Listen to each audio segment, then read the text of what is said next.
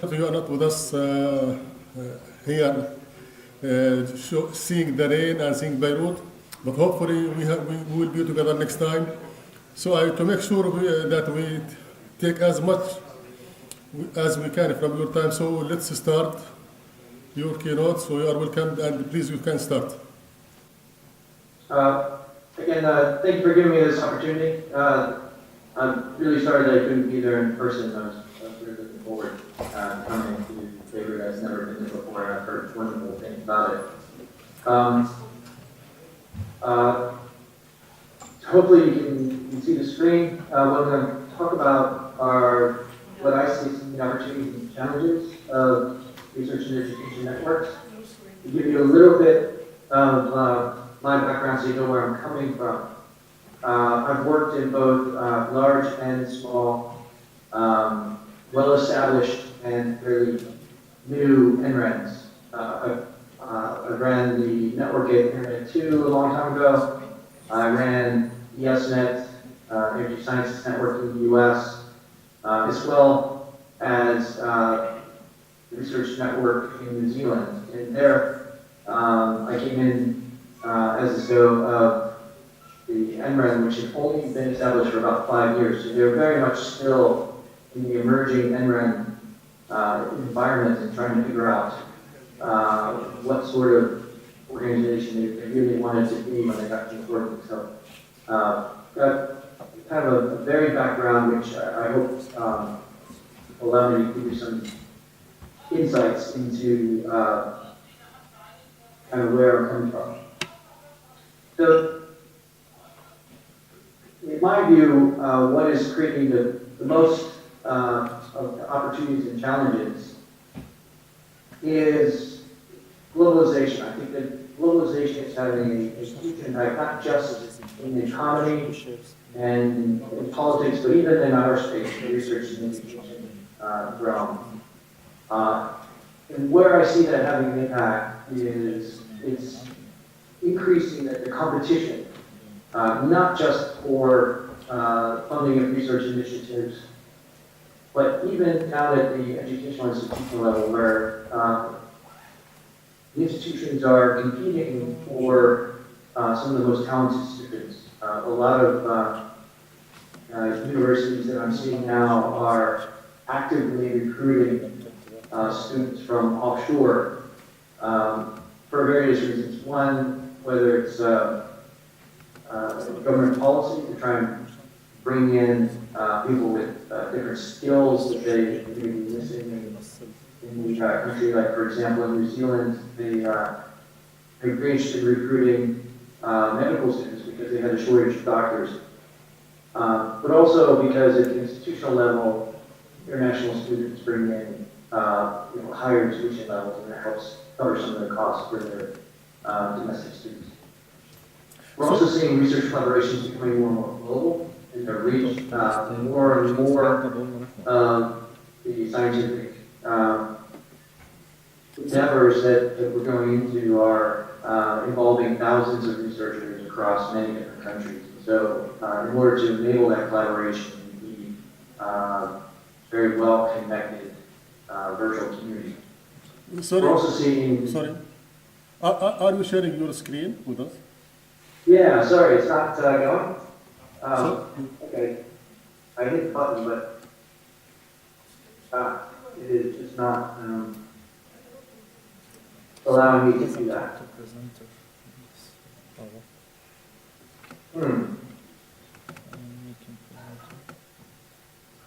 Not sure what I can do. Okay, try now, please. Yeah, so, Can you try? Just ask him to try. okay, now say I need to download an extension, sorry. Is it shared now? Okay, now? Okay. Yeah, great, thank you. Thank you. Okay. Get back to where I was.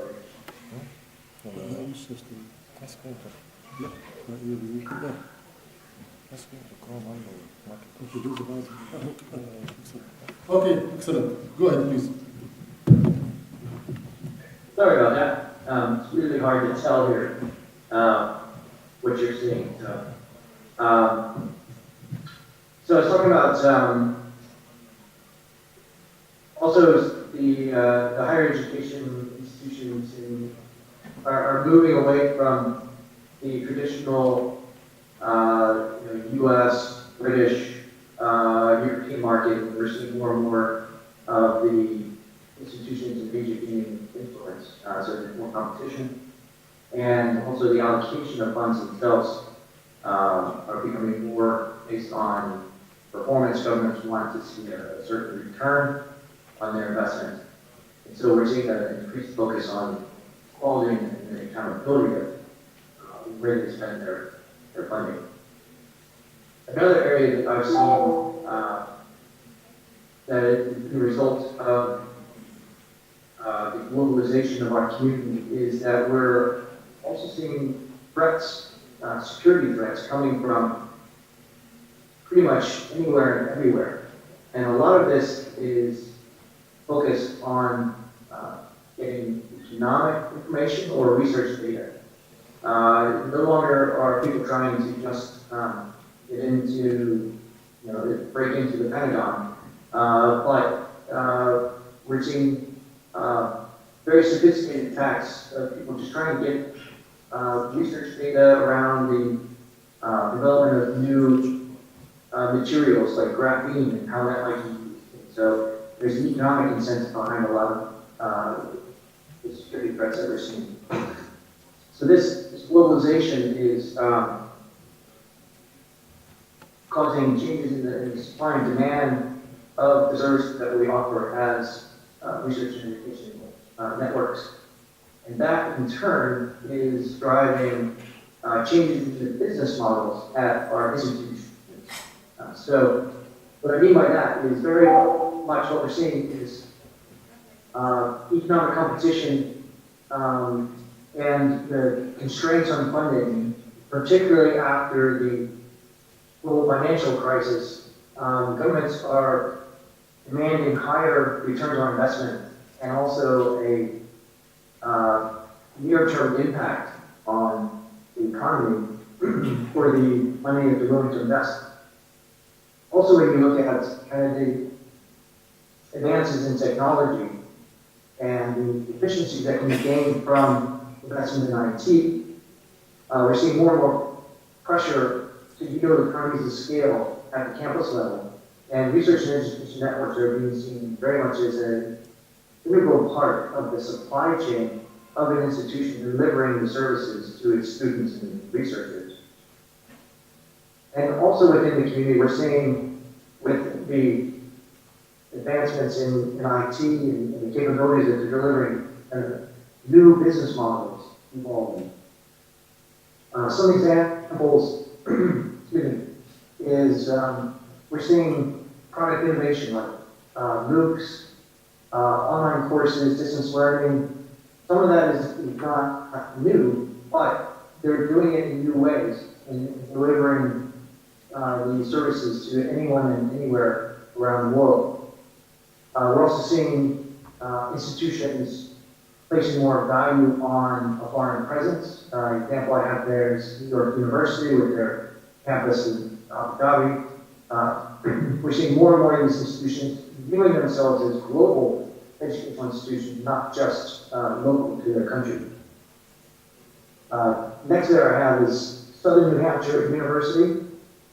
The reason I have that listed is this was an institution that was really struggling. They were having real financial problems.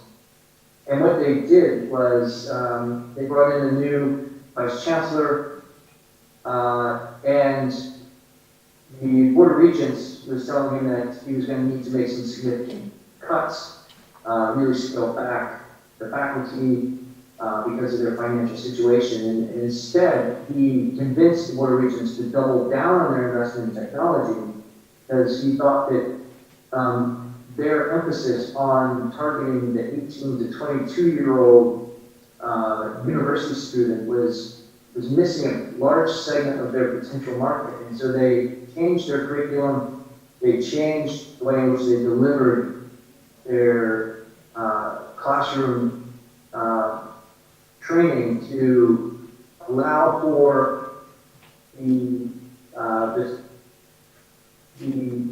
mom who had taken a couple years off from the workforce to raise her children, and instead now wants to get back into the job market and training the husband who maybe lost their job, or they want to get additional skills in order to get that promotion. And so they targeted, the after 22-year-old market, and they've been able to actually grow the university significantly in its enrollments and also its improving its financial stability. And so it's a really, really nice success story of an organization that changed their approach.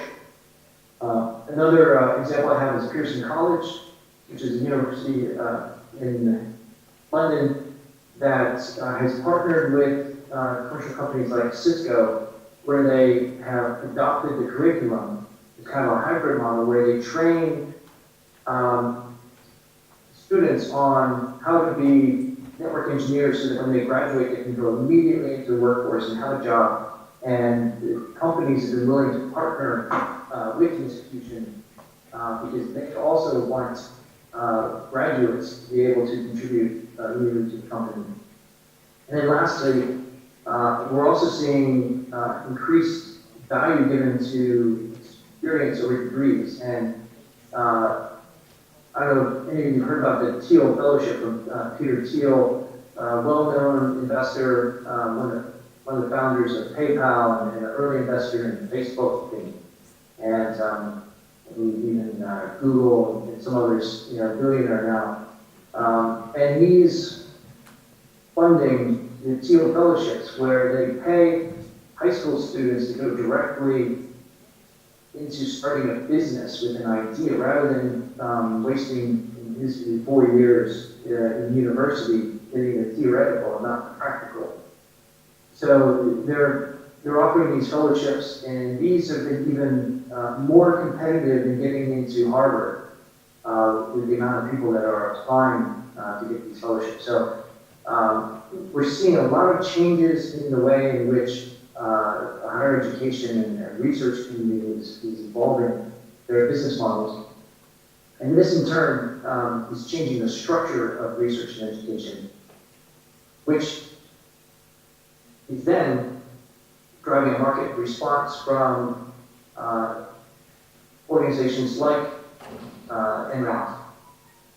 So what I'm seeing now, even in the emerging NREDs, and I had to do this at Rand's in New Zealand, was we needed to go beyond the traditional business model of providing connectivity, and thinking how we can support the business of institutions that we were supporting. And I call this supporting the business of research and education. And so that means that we have had to think about how we can provide services above the network layer or above the net.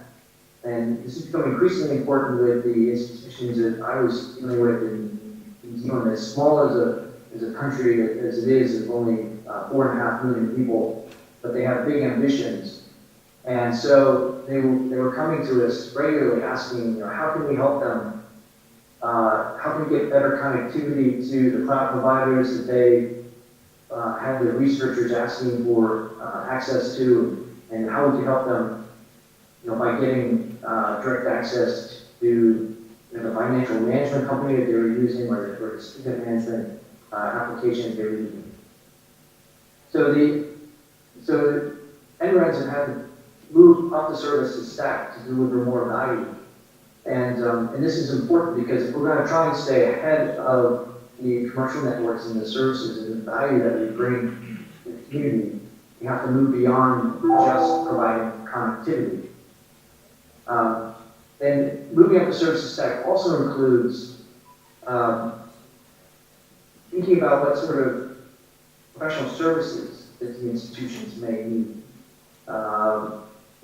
Again, in New Zealand, I had universities and polytechnics that were having a really difficult time recruiting network engineers, and so they came to us and asked us if we could leverage some of the knowledge and the skills that we had in the organization to help them, and we ended up managing their border routers, managing their firewalls for them. It wasn't something that we originally planned to do, and not really in the traditional space of an NRAN, but we had to adapt to our user and our market and deliver services that were in demand. As I mentioned before, there's less and less of a national focus. The global reach is valued as researchers need to collaborate with their peers overseas and abroad. And I'm also seeing that, as I mentioned before, with the global financial crisis, there's more and more uncertainty on the funding. And so this need to diversify away from being solely reliant on government funding led us to look at how do we diversify those revenue streams into new services, new business models for us.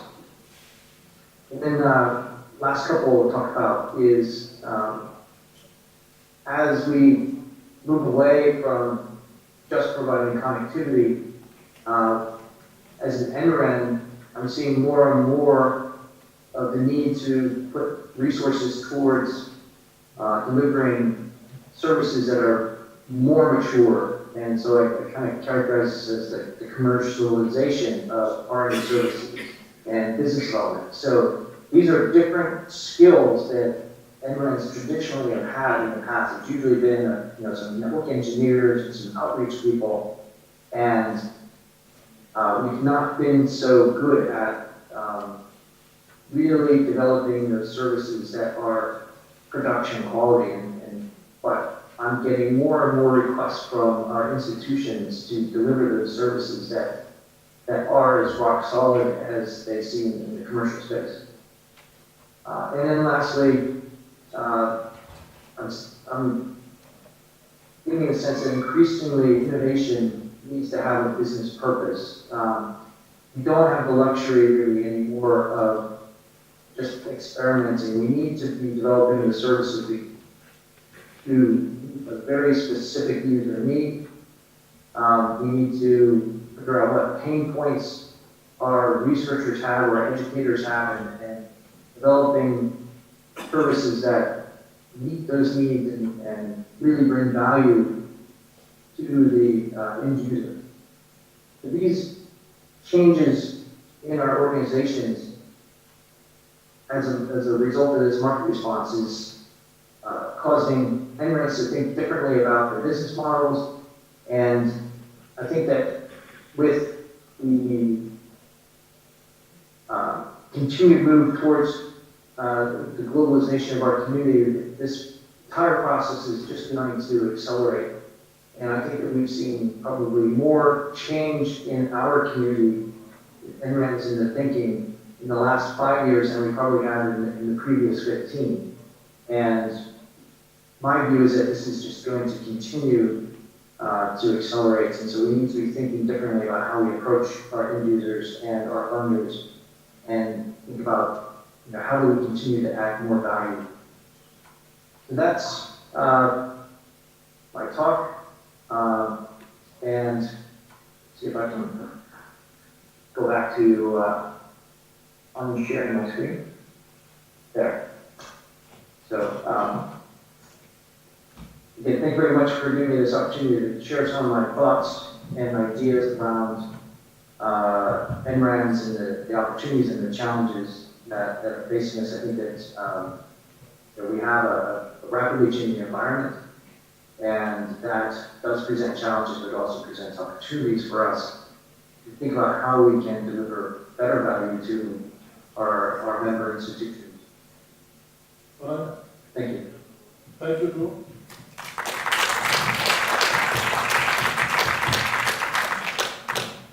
So, really very interesting, and I think next time we need you with us so that we can discuss further. I know it's not suitable now to have questions, because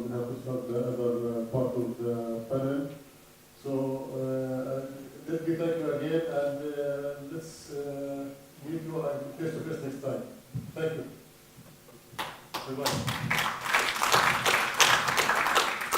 Bye-bye.